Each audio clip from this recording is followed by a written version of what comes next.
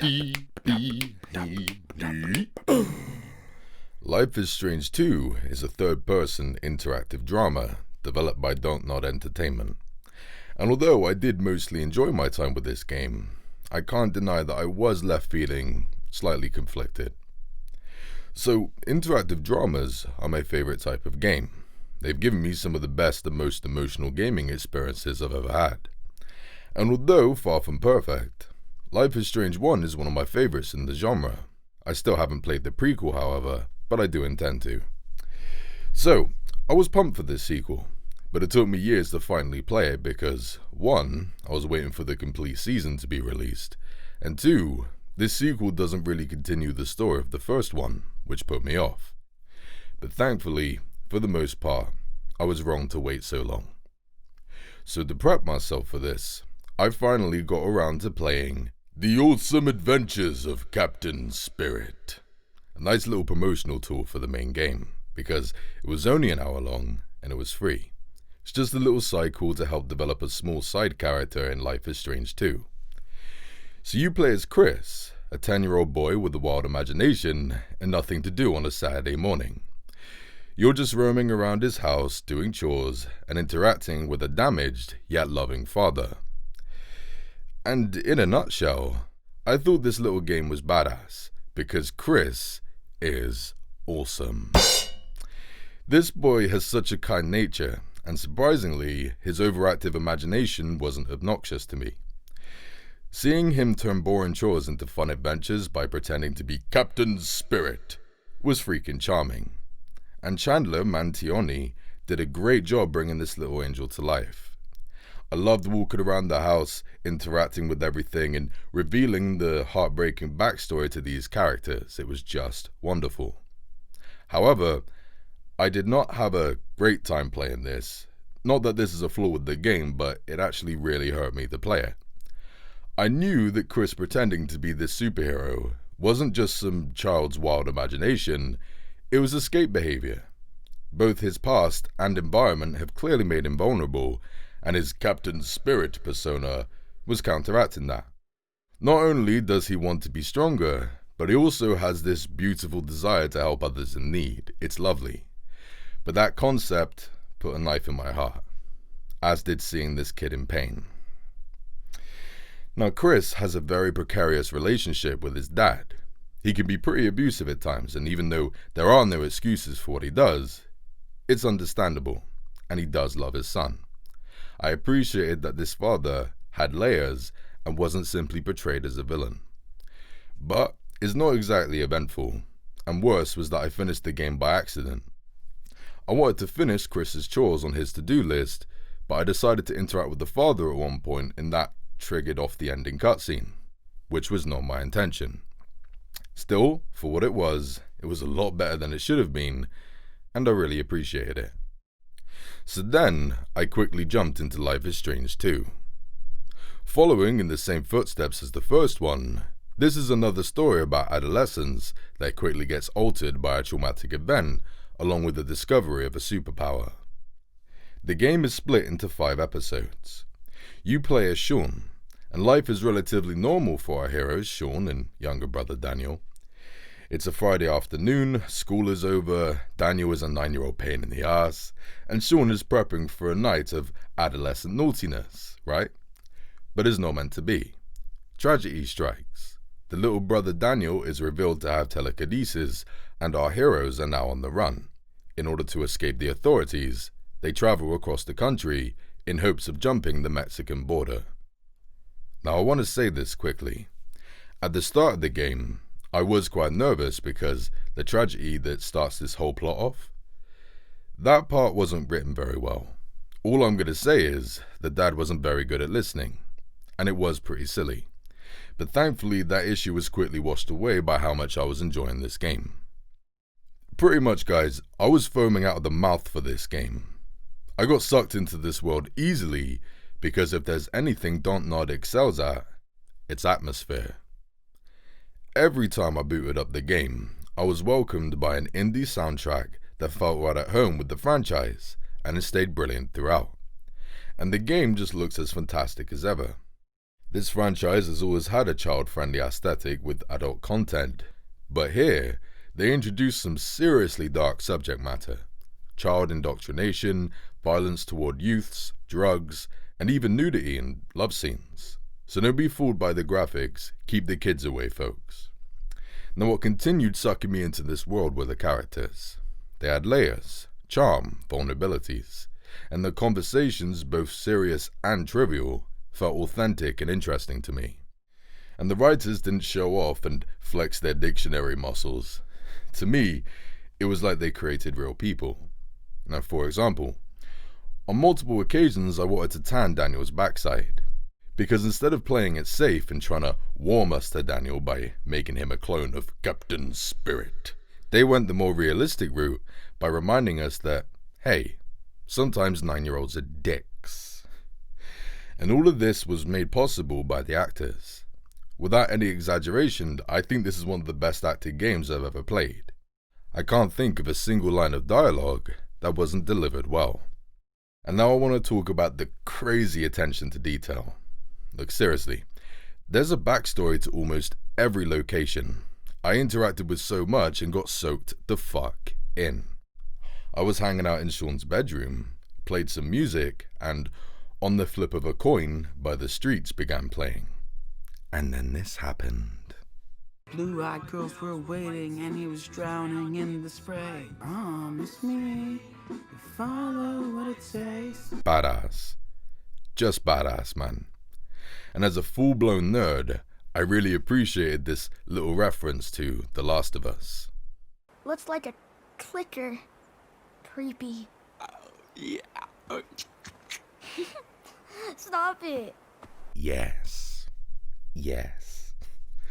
And at one point, when our heroes are far away from home, just for the sake of it, I got Sean's phone out and started reading through his text messages, right? Sounds pretty boring, but I must have spent about 10 minutes reading, because as funny and interesting as those texts were, they were also poignant. They revealed just how much our heroes have lost on this journey of theirs. And watching these kids trying to counteract this pain and maintain their innocence by playing games and searching for a sense of community was all painful, sure, but far more beautiful than most people give it credit for. And as time went by, I started appreciating how Dontnod did not make this project easy for themselves. See, whereas the first game was set in one location, the high school, this time, you just keep pushing through the country, meaning that Dontnod had to create a wide variety of locations that you never revisit. And unlike the first game, you don't get to play around much with the superpower because you don't actually possess it. You're playing as Sean. Daniel is the one with the powers. And because you're the older brother, it's up to you to have a positive influence on Daniel, to teach him to use his powers wisely and be responsible. And as you can imagine, that is not easy. Teaching a 9-year-old responsibility is nigh impossible in normal circumstances. How the hell do you do that whilst being on the run? Whilst the child is traumatized, homesick, hungry, and also superhuman?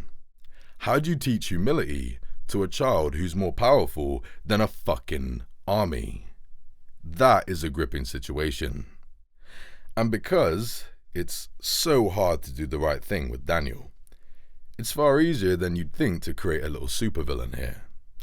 And all of that made an already fantastic sibling dynamic so much more compelling. Not only is that a great plot device, but as a gameplay mechanic, that's interesting. The plot doesn't just change based on your decisions, it also shifts around Daniel's personality. Tell me how that isn't awesome, guys.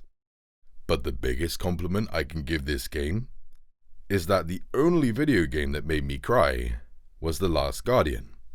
I wept like a baby playing that game. Well, here, Life is Strange 2 got me pretty close to that. No spoilers, but during episode 2's intro, I got pretty glassy-eyed. I was that gripped to this story, and I'll never forget that experience. So, if it's not obvious to you by now, this game infected me. It was a shining example as to why interactive dramas are my favorite type of video game. Each episode was getting better, and once I finished episode 3, I thought to myself, for this type of genre, it's a classic, and it's definitely better than the first game. But once episode 4 began, the problems started piling up, and even worse, I realized now that there isn't much replay value, because the first 3 episodes were a lot more flawed than I initially thought. The whole appeal of interactive dramas is how your decisions affect the story. And that's true here, but some of the options are vastly different from one another, and yet whatever you pick, you still get the exact same results. It blows. For example, there are small stealth missions here, right? And when playing them, I put a lot of effort into keeping quiet and covering my tracks, only to discover that my efforts were meaningless because there was no real consequence for my stealth play. If the script wants me to escape, I'm escaping, no matter how badly I've played. And if the script wants me to get cool, I'm getting cool, no matter how well I've stayed hidden.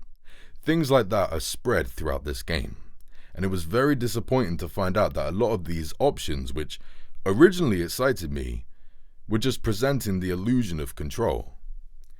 But the gameplay issues aside, there's plenty wrong with the plot too. I was baffled by certain characters' reactions to discovering that Daniel is gifted. Almost everyone quickly accepted Daniel's power without question. At one point, I chose to help some bad people in a predicament using Daniel's gift.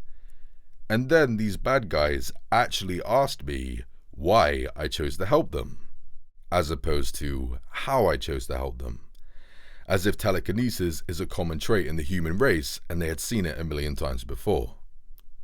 Another example is Daniel started having a rage outburst, flipping cars all over the place, and everyone around looked mildly concerned, as if he was lobbing small stones in their direction. It's pretty silly stuff, guys.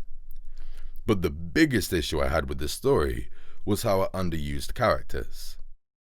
Our heroes are traveling across America, so obviously characters they meet will just come and go, right? But sometimes arcs are set up for characters, and before they're completed, they just disappear. Characters are just gone, some of them without mention. And it just sucked falling in love with characters just to eventually see them as fat that should have been trimmed. For example, the awesome Captain Spirit returns here. And he was as charming as ever, sure, but he doesn't have much to do here. And on my playthrough, the way that he left the story made my jaw drop and I actually swore at the screen. I was dying to know what happened next, but nope. He's gone now and barely mentioned again. Seriously? They did my guy like that? They let me get attached to him by playing as him for an hour and then he's just gone? It really wasn't handled well. But easily, the characters they wasted the most were the villains. This is my biggest problem with the game. Episode 3's villains were awesome. They were formidable, had layers. I was really looking forward to getting to know them more. But then, they were quickly removed from the story and replaced by paper-thin stereotypes.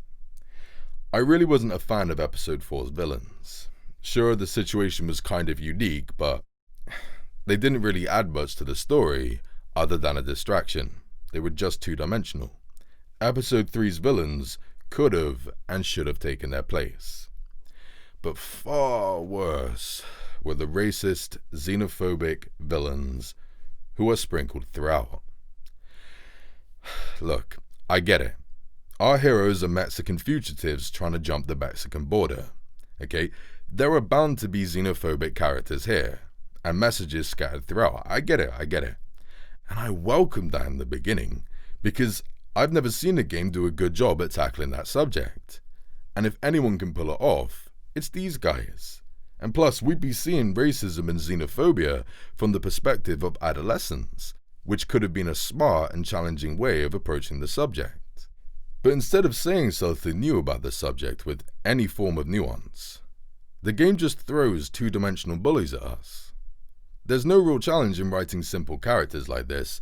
Neither the heroes nor us as the audience learn much from these bad guys. They just cluttered up the story and simply delivered the message, look at how bad these racists are. like I didn't know that already. Add to that, during these racist encounters, you're given options that, yet again, don't really change a thing. Now, maybe that was the point, because in real life you just can't reason with these dicks, right? But as a gameplay mechanic, I thought it was lazy. The best example I can give of this is in episode 1. I bought some food at a gas station, and the owner accused me of shoplifting. We paid for this. And the map was free. Well, let's go inside. You can show us what you bought. Now right there, I should have had the option to comply, go back into the store with him, and make this turd look stupid. But the game didn't give me that option. Why? So that no matter what option I picked, this bully can punch a kid in the stomach so hard that it makes him faint, lock him up, kick him in the face, allowing the game to force this down my throat. You're the reason we need to build that wall. Come on. These writers are way better than this, man. All of these problems continued right up until the final episode, which, for me, was a major chore to get through. However, there is some light at the end of the tunnel. There are multiple endings here, all of them I liked, and they easily surpassed the first game's finale. No spoilers, but the biggest problem I had with Life is Strange 1 was that no matter how I chose to play it, it always boiled down to pick choice A or pick choice B. 1 out of 2 cutscenes, then plays, roll credits. Really disappointing. But here, there are 7 endings. And you don't just get them by simply picking one of 7 options at the very end. No, decisions you've made throughout the entire game will determine what options you are given at the end. That is what I'm talking about. It must have been a nightmare to write and program all of that information, so fair play to Dontnod, that's brilliant. I'm glad I ended this game on a high. It's just a shame they couldn't maintain that brilliance. So, in the end, I did enjoy Life is Strange 2, and I recommend it to any fan of the first one or the genre in general. But for me, it was a strange mix. So much of this package was remarkable, but the last 2 episodes, illusion of control and use of characters all frustrated me. And that sucks, especially when you consider that I was loving this game so much that it almost made me cry. But still, the problems were not enough to stop me from caring about our heroes, and I'm really looking forward to seeing what the future holds for this franchise. Because now, I'm not just a fan of the first game, I'm in this for the long run. I just hope they don't repeat the same mistakes. God damn, this was so close to getting a 10 from me. But sadly, looking back at this experience, I gotta give Life is Strange 2 a 7.5 out of 10. I know it's just a rating, just a number, but damn, that 7.5 hurt me more than it should have. Adult man here, ladies and gentlemen. Thanks for watching, guys. Give me a like, give me a sub, and remember, the badger appreciates you.